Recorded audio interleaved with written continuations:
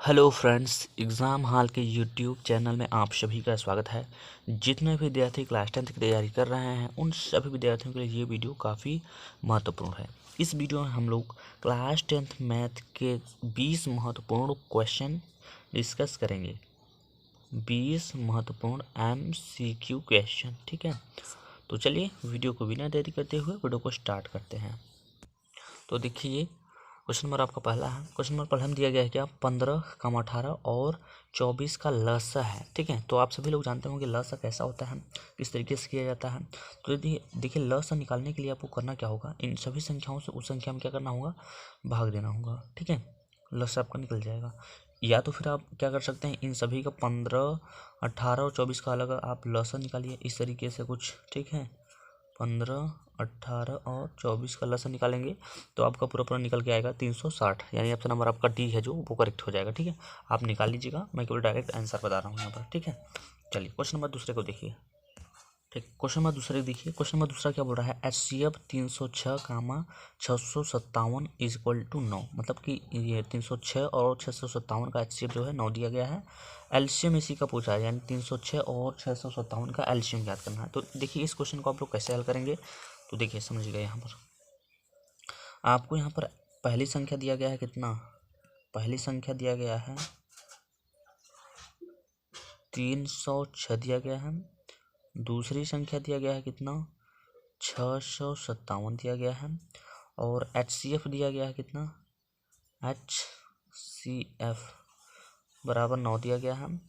क्या नहीं दिया है भाई, एलसीएम आपसे पूछ रहा है, एलसीएम बराबर में क्वेश्चन मार्क। तो देखिए एक फार्मूला होता है क्या, एक फार्मूला होता है पहली संख्या गुणे में दूसरी संख्या बराबर में क्या होता है, एलसीएम इंटू में होता है क्या, HCF। ये आपका फार्मूला होता है, जिसमें से पहली संख्या में दिया गया है कितना, 306 दिया गया है, इंटू दूसरी संख्या कितना दिया गया है, 657 दिया गया है, बराबर में एलसीएम का मान नहीं दिया है तो एलसीएम बराबर, एलसीएम को ही लिखेंगे, इंटू HCF का मान दिया है 9, ठीक है। तो 9 ये अगले स्टेप कहाँ चला जाएगा, नीचे चला जाएगा, यानी 306 गुणे में हो जाएगा 357 बट्टे में ये आ जाएगा 9 और बराबर में क्या हो जाएगा, LCM हो जाएगा, ठीक है। तो ये 9 से काटेंगे, 9 कम 9, 9 त्रिक 27, 9 चौके 36, ठीक है। तो यहाँ पर हो जाएगा LCM बराबर में हो जाएगा 34 इंटू 657, ये हो जाएगा। और जब इसका आप लोग मल्टीप्लाई कराएंगे तो इसका जो मल्टीप्लाई जो आएगा वो आ जाएगा 2, 2, 3, 3, 8, यही आएगा इसका एलसीएम। तो अब आप चेक कर लीजिए किस ऑप्शन में दिया गया है। तो आप लोग यहाँ पे देख सकते हैं आपके क्वेश्चन नंबर दूसरे में दिया गया है 2, 2, 3, 3, 8, यही वाला आपका जो ऑप्शन है वो करेक्ट हो जाएगा, ठीक है। चलिए क्वेश्चन नंबर तीसरे की ओर चलते हैं, ठीक है। क्वेश्चन नंबर तीसरा में क्या दिया गया है, किसी पूर्णांक यम के लिए प्रत्येक सम पूर्णांक निम्नलिखित का रूप होगा। तो ऑप्शन नंबर ए में है यम, ऑप्शन नंबर बी में है m+1, ऑप्शन नंबर सी में है 2m और ऑप्शन नंबर डी में है क्या, 2m+1, ठीक है। यहाँ पर देखिए सम की बात बोला है, ठीक है, किसका, सम पूर्णांक के लिए। तो सम पूर्णांक के लिए हम चेक कर लेते हैं किस में होता है। जैसे मान लीजिए इस संख्या को लेंगे, यदि m का मान हम लेते हैं 5 प्लस 1 जोड़ देते हैं तो हो जाएगा 6, ये अभी तो सम हुआ। अब यहाँ पर हम कोई सम संख्या लेंगे m के स्थान पे, जैसे कि 4 ले लेते हैं प्लस 1, तो 4, 1, 5, तो ये वाला ऑप्शन आपका नहीं होगा क्योंकि सम विषम कर रहा है, और ये तो होगा ही नहीं क्योंकि सम लेंगे तो सम, विषम लेंगे तो विषम। ऑप्शन नंबर सी को लेते हैं तो यहाँ पर लिखा है 2m लिखा है, तो यम के स्थान पे मान लेते हैं 1 ले लेते हैं तो हो जाएगा 2 1 कम 2। यम के स्थान पे यदि हम लिख देते हैं 3 तो 3 गुना हो जाता है 6। यम के स्थान पे यदि हम 4 लेंगे यानी सम संख्या तो 4 9 8, यानी कि इसी में क्या हो रहा है, सम हो रहा है, ठीक है। तो मतलब आपका ऑप्शन नंबर जो थर्ड में दिया गया है वो हो जाएगा करेक्ट ऑप्शन, ठीक है। तो चलिए क्वेश्चन नंबर चौथे को देखिएगा। क्वेश्चन नंबर चौथे में दिया गया है समीकरण x+3y बराबर 7 का हल है, और ऑप्शन नंबर ए में दिया गया है x बराबर, चलिए इसको हम हल कर लेते हैं फिर क्लियर हो जाएगा, ठीक है। देखिए यहाँ पर किस तरीके से आपको हल करना है। तो सबसे पहले हमें सवाल में क्या दिया गया है, सवाल में हमें दिया गया है क्या, सवाल में क्या दिया गया है, x+3y बराबर 7। अब आपको ऑप्शन में से कोई ऑप्शन एक चूज करना होगा जो कि दोनों शायद इक्वल माना है, x का भी और y का भी मान। तो ऑप्शन नंबर फर्स्ट को लेंगे तो यहाँ पर हो जाएगा क्या, यहाँ पे लिखेंगे 2 प्लस 3 इंटू 1 तो 2 ही रह जाएगा, 3 एक कम 3 नहीं आएगा, इस ऑप्शन को लेने पर नहीं आएगा। तो ऑप्शन नंबर हम दूसरे में चलेंगे, तो यहाँ पर हो जाएगा, इसमें भी नहीं आएगा क्योंकि x का मान 3 रख देंगे और y का मान 1, तो ये भी ऑप्शन नहीं आएगा, मतलब ये दोनों तो नहीं होंगे।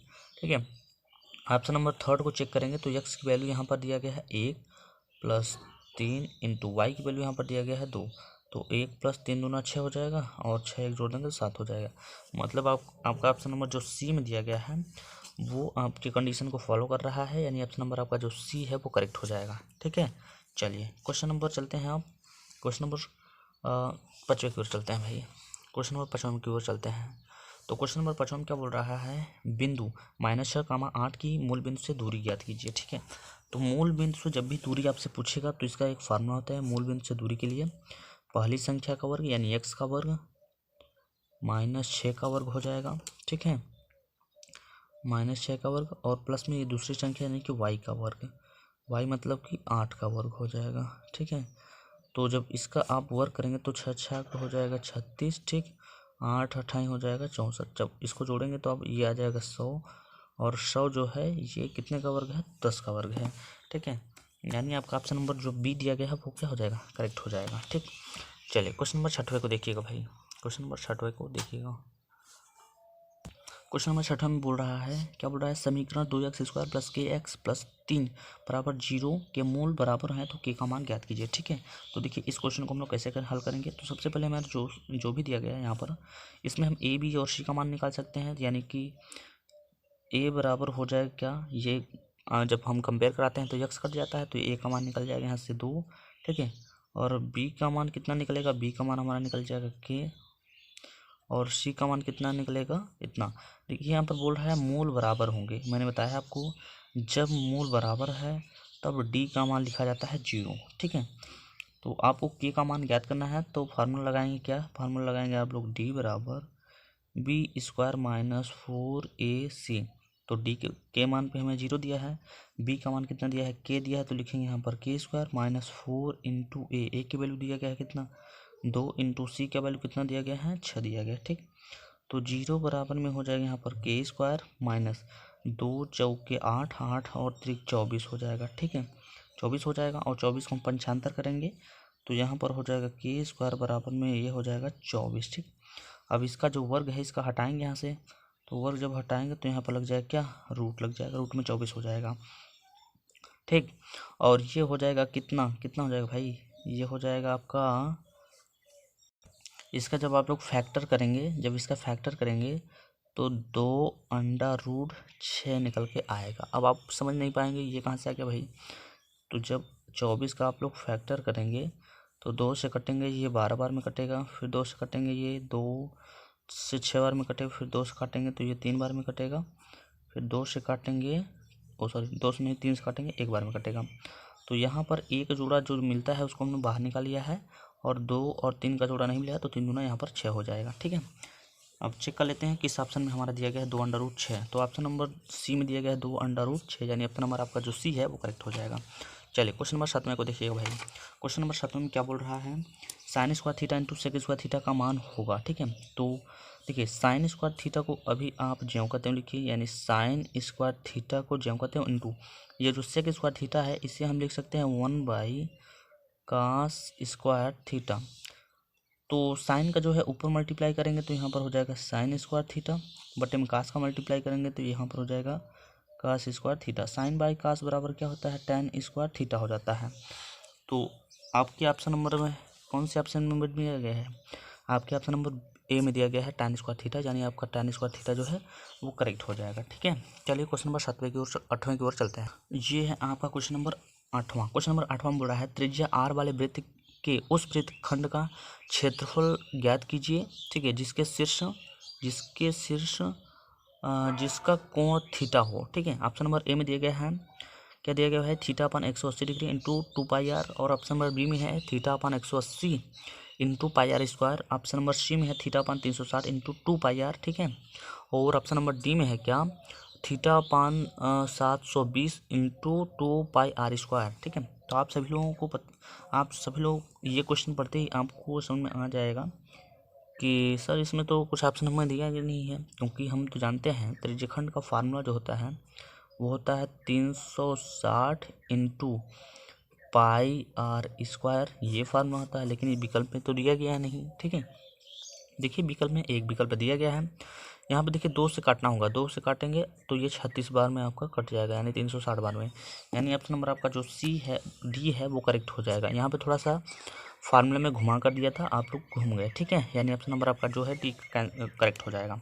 चलिए क्वेश्चन नंबर 9 को देखिएगा। क्वेश्चन नंबर 9 आपका ये है, दिया गया है 2 tan 30 डिग्री अपान 1 प्लस tan 30 डिग्री का मान होगा, ठीक है, मान यहाँ पर पूछ रहा है। चलिए इसको भी हम लोग सॉल्व कर लेते हैं।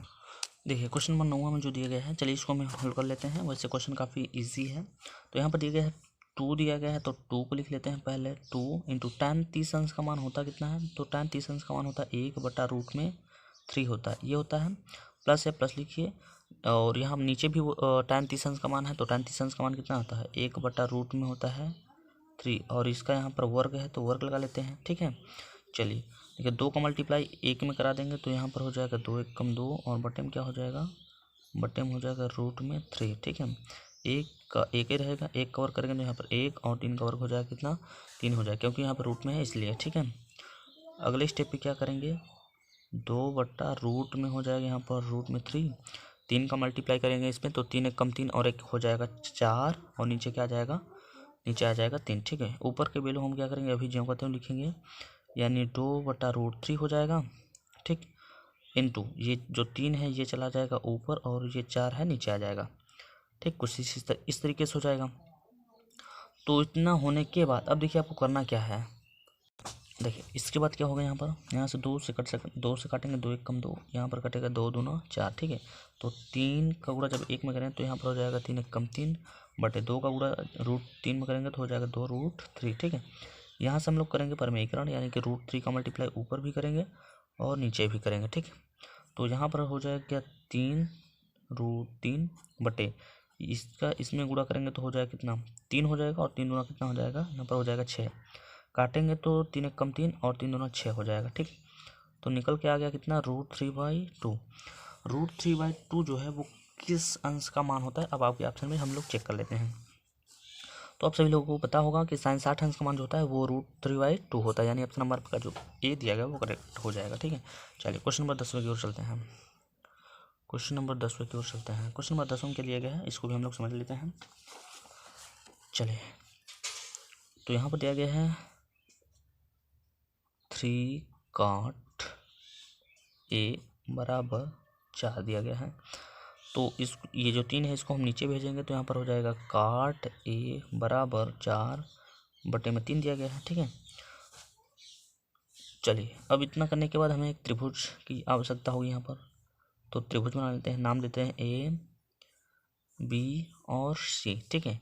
तो देखिए cot थीटा बराबर होता क्या है, तो cot थीटा बराबर होता है क्या, आधार बटे लंब होता है। आधार का मान यानी कि हमको दिया गया है 4, लंब का मान दिया गया है 3। तो आप पाइथागोरस के प्रमेय से जब आप लगाओगे तो इसका वैल्यू, कर्ण का वैल्यू जो है 5 निकल कर आएगा। और आपसे पूछ रहे हैं यहाँ पर सेक ए का मान, तो सेक ए का मान पूछ रहा है, तो सेक ए बराबर होता क्या है भाई, सेक ए बराबर होता है क्या, कर्ण बटे आधार। तो कर्ण का मान हमें दिया गया है 5 और आधार का मान 4 दिया गया है, यानी 5/4 जो है आपका करेक्ट आंसर हो जाएगा, ठीक है। चलिए 5/4, 5/4 कहाँ है भाई, 5/4 तो ऑप्शन में ही नहीं दिख रहा है भाई, सॉरी ये है 5/4, ये है 5/4 आपका ऑप्शन नंबर बी में दिखाई दे रहा है, ठीक है। तो ऑप्शन नंबर आपका जो बी है वो करेक्ट हो जाएगा। चलिए क्वेश्चन नंबर 11 की ओर चलते हैं हम। क्वेश्चन नंबर 11 में पूछ रहा है, 2 बिंदुओं को मिलाने वाली रेखा का मध्य बिंदु क्या होता है। ऑप्शन नंबर ए में है x1/2, ऑप्शन नंबर बी में है y1/2, ऑप्शन नंबर सी में है क्या x1 + x2/2, ठीक है। ऑप्शन नंबर डी में क्या है x1 + x2/2, y1 + y2/2, ठीक है। तो देखिए 2 बिंदु को मिलाने वाली रेखा का मध्य बिंदु होता है x1 + x2/2, यानी ऑप्शन नंबर आपका जो थर्ड में दिया गया वो करेक्ट हो जाएगा, ठीक है। चलिए क्वेश्चन नंबर 12 की ओर चलते हैं। क्वेश्चन नंबर 12 की ओर चलते हैं भाई। क्वेश्चन नंबर 12 को देखिएगा, यहाँ पर दिया गया है sin 15 अंश अपान में cos 75 अंश। तो जब भी इस तरीके का क्वेश्चन आपको दिखाई देगा तो उसमें से एक जो वैल्यू है वो 90 के पदों में बदलना होगा। जैसे मान लीजिए आप साइन को हम 90 के पदों में बदलना चाहेंगे तो साइन लिखेंगे, साइन 90 माइनस, अब साइन 90 में से हम कितना घटा देंगे, घट कर हमारा 15 आ जाए, तो यदि साइन में से हम 75 घटाते हैं, ठीक है, तो आ जाएगा हमारा 15 डिग्री। और नीचे जो दिया गया नीचे का वही रहेगा, यानी कि cos 75 डिग्री। तो साइन 90 माइनस थीटा बराबर क्या होता है, साइन 90 माइनस थीटा बराबर होता है cos थीटा। cos ये साइन हो जाए cos में, थीटा का वैल्यू यहाँ पर दिया गया है 75 डिग्री। और नीचे क्या है आपका cos 75 डिग्री है ही, वहाँ पे लिखा है पहले से। ये कट जाएगा और कट कर जो हो जाएगा वो आएगा कितना, 1 आ जाएगा, ठीक है। तो आपके ऑप्शन नंबर बी में जो दिया गया है वो करेक्ट हो जाएगा, ठीक है। चलिए क्वेश्चन नंबर 13 की ओर चलते हैं। क्वेश्चन नंबर 13 को देखिए भाई,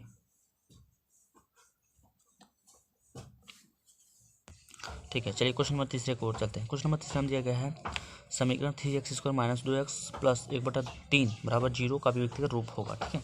तो चलिए सबसे पहले हम सवाल को देख लेते हैं। सवाल हमारा दिया गया है, सवाल हमारा जो दिया गया है वो कितना दिया गया है एक बार देख लेते हैं फिर से। 3x² दिया गया है, क्या दिया गया है 3x² और प्लस में क्या दिया गया था, माइनस में है 2x, ठीक है, और प्लस में है 1/3 बराबर 0।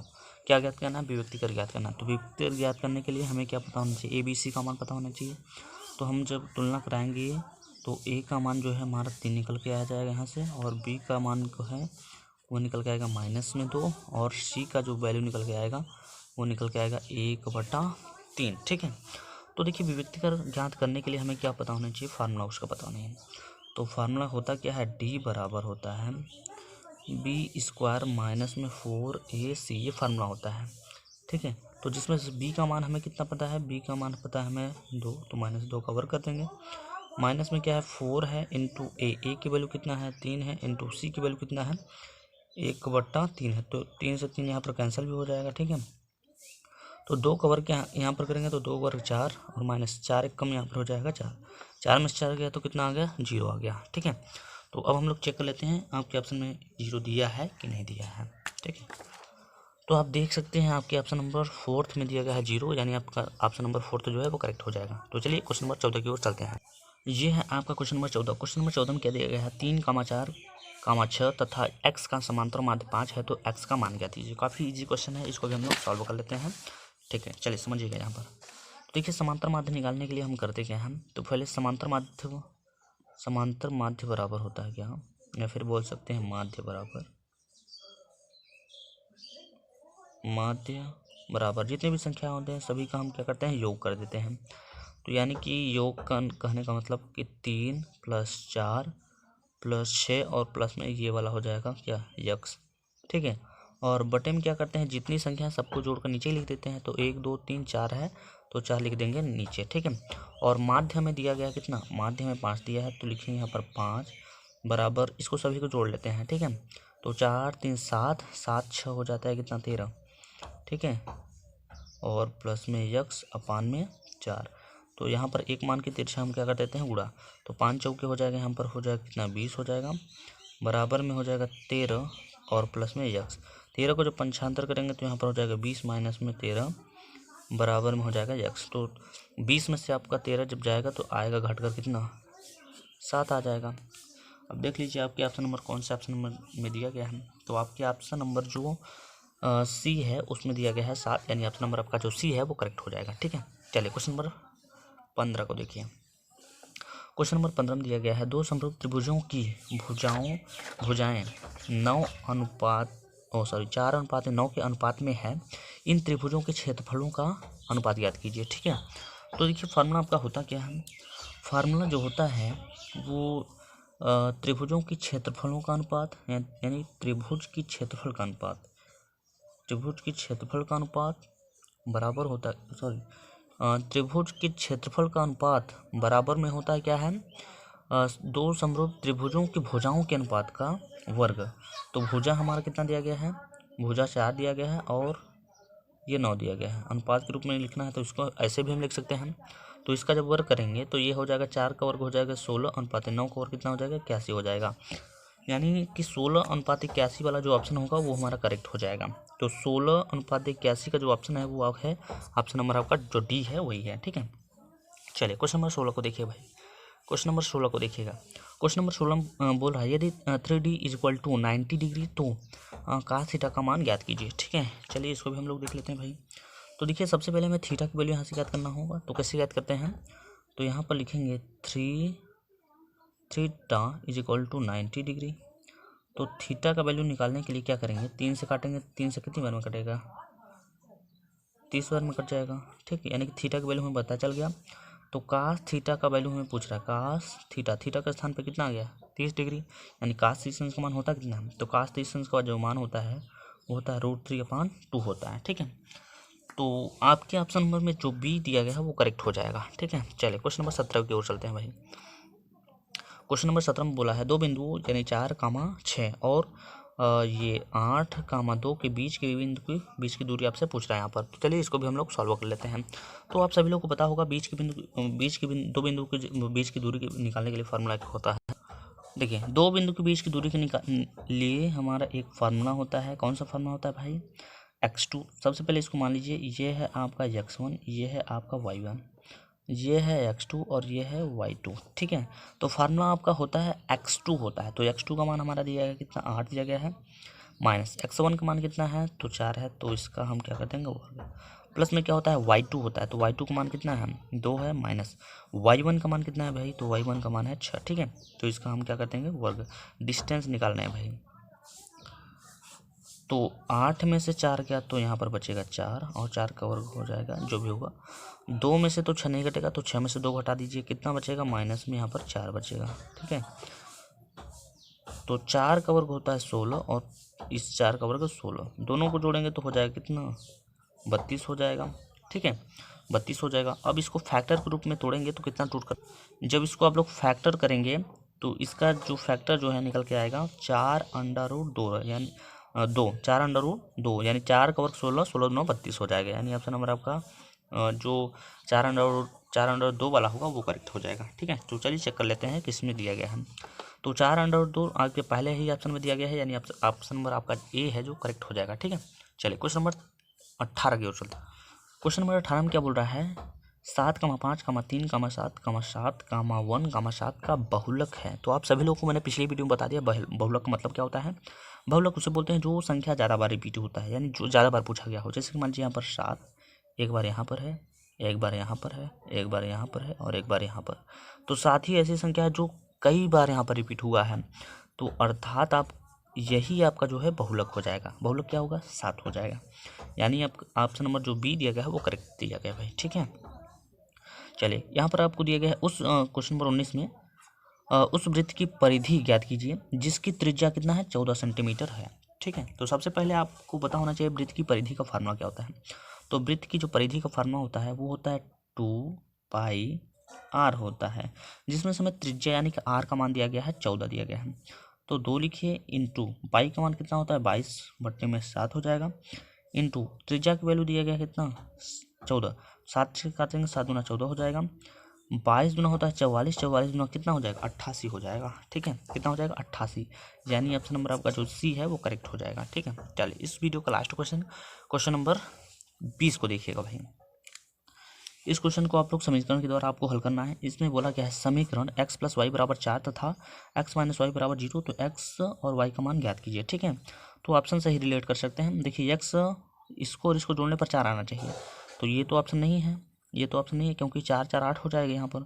ठीक है, ऑप्शन नंबर आपका बी मैच कर रहा है।